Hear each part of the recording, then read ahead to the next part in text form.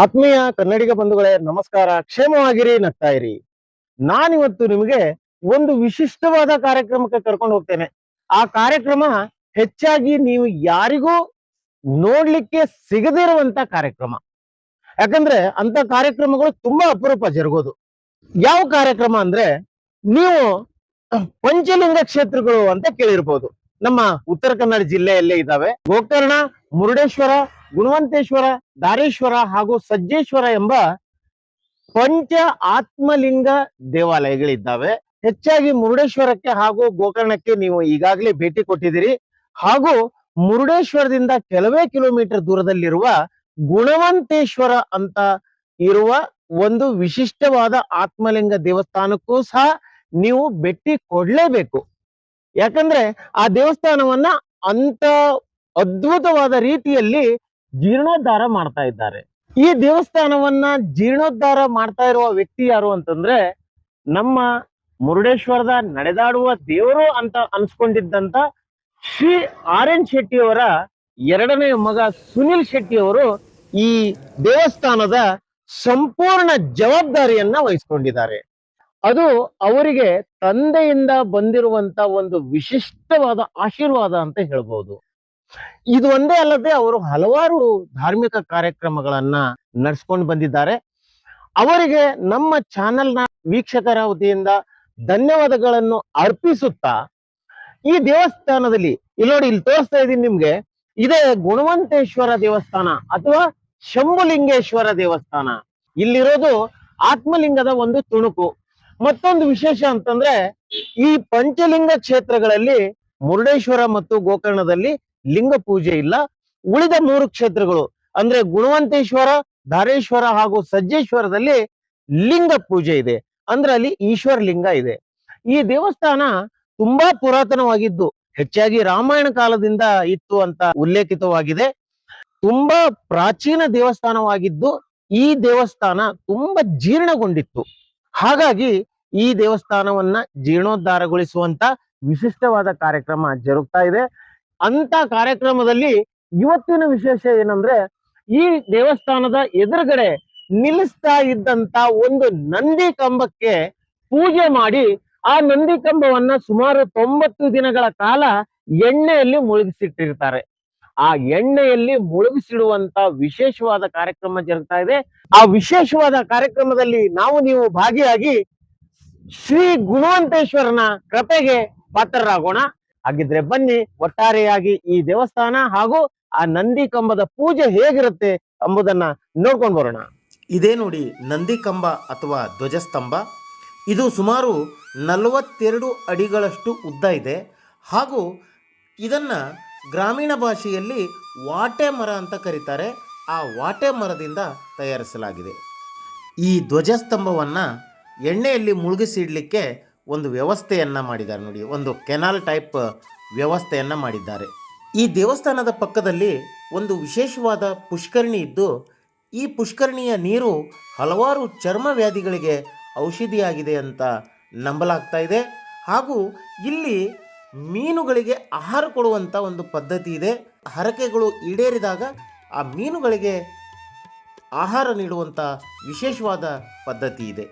ವಾಹನಾದಿ ಸಕಲ ಸಂಪತ್ ಸಮೃದ್ಧ್ಯರ್ಥಂ ದೇವತಾರಾಧನ ದೇವಾಲಯ ನಿರ್ಮಾಣಾದಿ ಕಂಕರ್ತುಂ ಸುಚಿತ್ತ ಪ್ರಾಪ್ತ್ಯರ್ಥಂ ಶ್ರದ್ಧಾ ಮೇಧಾ ಪ್ರಜ್ಞಾ ಪ್ರಾಪ್ತ್ಯರ್ಥಂ ಅಪಮೃತ್ಯುವಾದಿ ಪೀಡಾ ಪರಿಹಾರಾರ್ಥಂ ಓಂ ಗಣಾನಾಂ ತ್ವಾ ಗಣಪತಿ ವಾವಾಮೇ. ಈ ವಿಶಿಷ್ಟವಾದ ಕಾರ್ಯಕ್ರಮವು ಗೌರವಾನ್ವಿತ ಶ್ರೀ ಸುನಿಲ್ ಶೆಟ್ಟಿಯವರ ನೇತೃತ್ವದಲ್ಲಿ ಶಂಭುಲಿಂಗೇಶ್ವರನ ಪೂಜೆಯೊಂದಿಗೆ ಪ್ರಾರಂಭವಾಯಿತು. ಪುಷ್ಪಾಂಜಲಿಂ ಸಮರ್ಪಯಾಮಿ. ರೋಗಾದಿ ದಾರಿದ್ರ್ಯ ಪಾಪಾಪ ಸ್ಮಾರವೃತ್ಯವಃ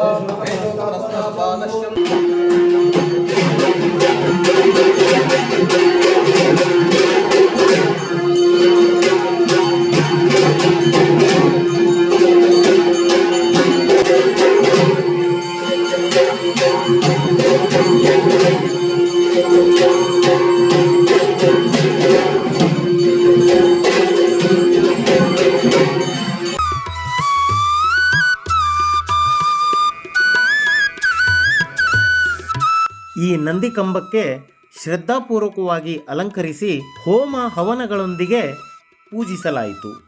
ಈ ಕಾರ್ಯಕ್ರಮ ಪ್ರಾರಂಭವಾಗುವುದರೊಳಗೆ ನಾವು ಜೀರ್ಣೋದ್ಧಾರಗೊಳ್ಳುತ್ತಿರುವ ಶ್ರೀ ಶಂಭುಲಿಂಗೇಶ್ವರನ ದೇವಸ್ಥಾನವನ್ನೊಮ್ಮೆ ನೋಡ್ಕೊಂಡು ಬರೋಣ ಬನ್ನಿ.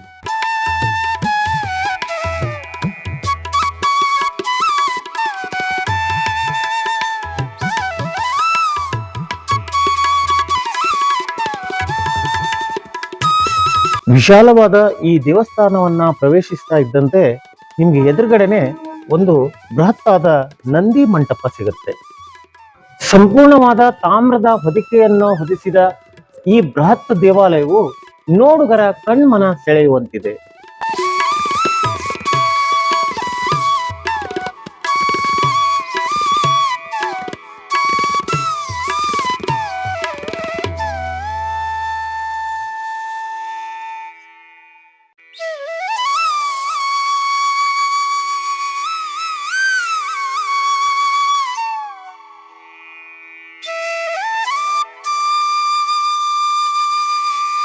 ಈ ದೇವಸ್ಥಾನದ ಆವರಣದ ಒಳಗಡೆನೆ ಗಣಪತಿಯನ್ನ ಪ್ರತಿಷ್ಠಾಪಿಸುವ ಸಲುವಾಗಿ ಚಿಕ್ಕದಾದ ಸುಂದರವಾದ ಗುಡಿಯನ್ನ ನಿರ್ಮಾಣ ಮಾಡಿದ್ದೊಂದು ಅತ್ಯಂತ ವಿಶೇಷವಾದದ್ದು.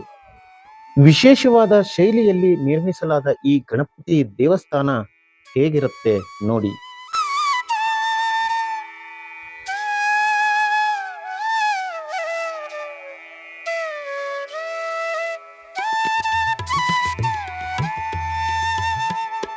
ಈ ದೇವಸ್ಥಾನದ ಹಿಂಭಾಗದಲ್ಲಿ ಅಂದ್ರೆ ಆವರಣದ ಹಿಂಭಾಗದಲ್ಲಿ ಒಬ್ಬ ಯೋಗಿಗಳ ಸಮಾಧಿಯನ್ನು ಸಹ ನಿರ್ಮಿಸಲಾಗಿದೆ. ಇದು ಪುರಾತನವಾಗಿ ಇತ್ತಂತೆ ಸಮಾಧಿ ಇದು. ಹಾಗಾಗಿ ಅದರ ಸವಿ ನೆನಪಿಗಾಗಿ ಆ ಸಮಾಧಿಯನ್ನ ಸಹ ಜೀರ್ಣೋದ್ಧಾರಗೊಳಿಸಲಾಗಿದೆ. ಈ ದೇವಸ್ಥಾನದ ನಿರ್ಮಾಣ ಕಾರ್ಯ ಬಹುತೇಕ ಸಂಪನ್ನಗೊಳ್ತಾ ಇದ್ದು ಕೆಲವು ಬಾಗಿಲುಗಳನ್ನ ಜೋಡಿಸುವುದು ಹಾಗೂ ಇತರೆ ಕೆಲಸ ಆಗಬೇಕಿದೆ. ಈ ದೇವಸ್ಥಾನವನ್ನ ಬೃಹತ್ತಾಗಿ ನಿರ್ಮಿಸಿದ್ದರಿಂದ ಬಂದ ಹೆಚ್ಚಿನ ಭಕ್ತಾದಿಗಳಿಗೆ ಅನುಕೂಲವಾಗಲಿ ಅಂತ ವಿಶೇಷವಾದ ಯಾಗಶಾಲೆಗಳನ್ನ ದೇವಸ್ಥಾನದ ಸುತ್ತಲೂ ಸಹ ನಿರ್ಮಿಸಿದ್ದಾರೆ. ಈ ದೇವಸ್ಥಾನದ ಇನ್ನೊಂದು ವಿಶೇಷ ಅಂದ್ರೆ ಇಲ್ಲಿ ನಿರ್ಮಿಸಲಾದ ಬಾವಿ ಕಟ್ಟೆ ನೋಡಿ ಎಷ್ಟು ಸುಂದರವಾಗಿ ವೃತ್ತಾಕಾರದಲ್ಲಿ ನಿರ್ಮಿಸಲಾಗಿದೆ.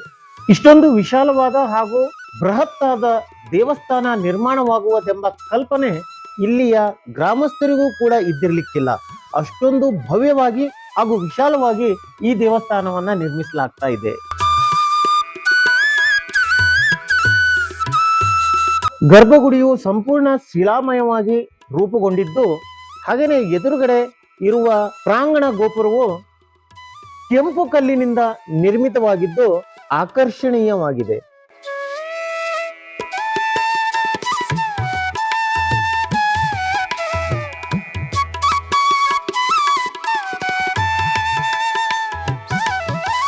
ಈ ದೇವಸ್ಥಾನದ ಸುತ್ತಮುತ್ತಲೂ ಹಲವಾರು ಶಿಲಾಶಾಸನಗಳು ದೊರಕಿದ್ದು ಅವೆಲ್ಲವನ್ನು ಸಂರಕ್ಷಿಸಿಡಲಾಗಿದೆ. ಈ ವಿಶೇಷ ದೇವಸ್ಥಾನದ ಸಮಗ್ರ ಮಾಹಿತಿಯನ್ನ ಈ ದೇವಸ್ಥಾನದ ಅಧ್ಯಕ್ಷರಿಂದ ಹಾಗೂ ಪ್ರಧಾನ ಕಾರ್ಯದರ್ಶಿಗಳಿಂದ ಕೇಳಿ ತಿಳ್ಕೊಳ್ಳೋಣ ಬನ್ನಿ. ನಮಸ್ಕಾರ ವೀಕ್ಷಕರಿಗೆ. ಇವರು ನಮ್ಮ ಆಡಳಿತ ಮಂಡಳಿಯ ಅಧ್ಯಕ್ಷರು ಡಾಕ್ಟರ್ ನರಸಿಂಹ ಪಂಡಿತರವರು, ಶ್ರೀಯುತ ಶಿವಾನಂದ ಗೌಡ್ರವರು ಇವರು ಉಪಾಧ್ಯಕ್ಷರಾಗಿ ಕಾರ್ಯವನ್ನು ನಿರ್ವಹಿಸ್ತಾ ಇದ್ದಾರೆ. ಹಾಗೂ ನಾನು MS ಹೆಗ್ಡೆ, ನಾನು ಪ್ರಧಾನ ಕಾರ್ಯದರ್ಶಿಯಾಗೂ ಸಹ ಕಾರ್ಯವನ್ನು ನಿರ್ವಹಿಸ್ತಾ ಇದ್ದೇನೆ. ಹಾಗೆಯೇ ಶಿವಾನಂದ ಗೌಡ್ರು ಮತ್ತು ಶಿವಾನಂದ ನಾಯಕರು, ಸುಬ್ರಾಯ್ ಆಚಾರ್ಯವರು, ಧರ್ಮ ನಾಯಕರು, ಶ್ರೀಪತಿ ದೇವಡಿಗ ಇವರೆಲ್ಲರೂ ಸಹ ನಮ್ಮ ಕಮಿಟಿಯ ಸದಸ್ಯರು ಹಾಗೂ ಎಲ್ಲ ಊರಿನ ನಾಗರಿಕರು ಸಹ ಇಲ್ಲಿ ಉಪಸ್ಥಿತರಿದ್ದಾರೆ. ವೀಕ್ಷಕರೇ, ನಮ್ಮ ಈ ಶಂಭುಲಿಂಗೇಶ್ವರ ದೇವಾಲಯ ಗುಣವಂತೆ ಇದು ಪಂಚಕ್ಷೇತ್ರಗಳಲ್ಲಿ ಒಂದು. ಇದಕ್ಕೆ ಸಾವಿರಾರು ವರ್ಷಗಳ ಇತಿಹಾಸ ಇದೆ. ರಾವಣನಿಂದ ಎಸೆಯಲ್ಪಟ್ಟ ಒಂದು ಲಿಂಗ ಗುಣವಂತೆಗೆ ಬಂತು, ಇಲ್ಲಿ ಶಂಭುಲಿಂಗೇಶ್ವರ ನಾಗಿ ಉದ್ಭವ ಆಯಿತು ಅನ್ನುವುದು ಪುರಾಣ ಕಥೆಗಳಲ್ಲಿ ಉಲ್ಲೇಖಿಸಲ್ಪಟ್ಟಿದೆ. ನೂರಾರು ವರ್ಷದ ಇತಿಹಾಸ ಇರುವಂತಹ ಈ ದೇವಾಲಯ ಅಜೀರ್ಣ ಅವಸ್ಥೆಯನ್ನು ತಲುಪಿತ್ತು. ಆ ಒಂದು ಸಂದರ್ಭದಲ್ಲಿ ಮುರುಡೇಶ್ವರದ ಮಾನಸ ಪುತ್ರ ಶ್ರೀಯುತ ಅರುಣ್ ಶೆಟ್ಟಿಯವರ ಸುಪುತ್ರ ಸುನಿಲ್ ಶೆಟ್ಟಿಯವರ ಒಂದು ಉದಾರ ದೇಣಿಗೆಯೊಂದಿಗೆ ಈ ಒಂದು ದೇವಾಲಯ ಪುನಃ ಜೀರ್ಣೋದ್ಧಾರ ಆಗ್ತಾ ಇದೆ, ಶಿಲಾಮಯ ಆಗ್ತಾ ಇದೆ. ಇದು ನಮ್ಮೂರಿನ ಸೌಭಾಗ್ಯ ಅಂದರೆ ತಪ್ಪಾಗಲಿಕ್ಕಿಲ್ಲ. ಸುನೀಲ್ ಶೆಟ್ಟರ ಉಸ್ತುವಾರಿಯಲ್ಲಿ ಕೋಟ್ಯಾಂತರ ರೂಪಾಯಿಯಲ್ಲಿ ಸುತ್ತಮುತ್ತಲಿನ ಈ ಸುಂದರ ಪರಿಸರದಲ್ಲಿ ನಮ್ಮ ಶಂಭುಲಿಂಗೇಶ್ವರ ದೇವಾಲಯ ಜೀರ್ಣೋದ್ಧಾರ ಆಗ್ತಾ ಇದೆ. ಇವತ್ತು ನಮ್ಮ ಊರಿನ ಇತಿಹಾಸದಲ್ಲಿಯೇ ಒಂದು ಸುದಿನ. ಇವತ್ತು ಧ್ವಜ ಸ್ತಂಭಕ್ಕೆ ಎಣ್ಣೆಯ ಅಭಿಷೇಕವನ್ನು ಮಾಡೋದರ ಮೂಲಕ ಈ ಒಂದು ಧ್ವಜಸ್ತಂಭದ ನಿರ್ಮಾಣ ಕಾರ್ಯವನ್ನು ನಾವು ಮಾಡ್ತಾ ಇದ್ದೇವೆ. ಇದು ಒಂದು ಅಪರೂಪದ ದಿನ. ಎಲ್ಲ ಭಕ್ತರಿಗೂ ಸಹ ಈ ಒಂದು ಅವಕಾಶ ಸಿಗೋದಿಲ್ಲ. ಆದರೆ ಇವತ್ತು ಈ ದೇವಾಲಯಕ್ಕೆ ಬಂದಂತಹ ಭಕ್ತರಿಗೆ ಇದೊಂದು ಸುವರ್ಣಾವಕಾಶ ಸಿಕ್ಕಿದೆ. ಈ ಒಂದು ಸುದಿನದಂದು ಈ ದೇವಾಲಯದ ನಿರ್ಮಾತೃ ಶ್ರೀಯುತ ಸುನೀಲ್ ಶೆಟ್ಟಿಯವರು ಸಹ ಭಾಗವಹಿಸಿದ್ದು ನಮ್ಮ ಊರಿನ ಪುಣ್ಯ, ನಮ್ಮ ಪುಣ್ಯ ಆಡಳಿತ ಮಂಡಳಿಯ ಸೌಭಾಗ್ಯ ಅಂತಲೇ ನಾವು ತಿಳ್ಕೊಳ್ತೇವೆ. ಈ ದೇವಾಲಯದ ಜೀರ್ಣೋದ್ಧಾರ ಕಾರ್ಯ ಸ್ವಲ್ಪ ಬಾಕಿ ಇದೆ. ಅದು ಇನ್ನು ಕೆಲವೇ ತಿಂಗಳುಗಳಲ್ಲಿ ಮುಕ್ತಾಯ ಆಗ್ತದೆ. ವೀಕ್ಷಕರೇ, ಈ ದೇವಾಲಯದ ಅಷ್ಟಬಂಧ ಕಾರ್ಯಕ್ರಮ ಈ ಏಪ್ರಿಲ್ ತಿಂಗಳಿನಲ್ಲಿ ನಡೆಯುವ ಸಾಧ್ಯತೆಗಳಿದ್ದಾವೆ. ನಾವು ಸಾಕಷ್ಟು ಮುಂಚಿತವಾಗಿ ನಿಮಗೆ ದಿನಾಂಕವನ್ನು ಪ್ರಕಟಿಸ್ತೇವೆ.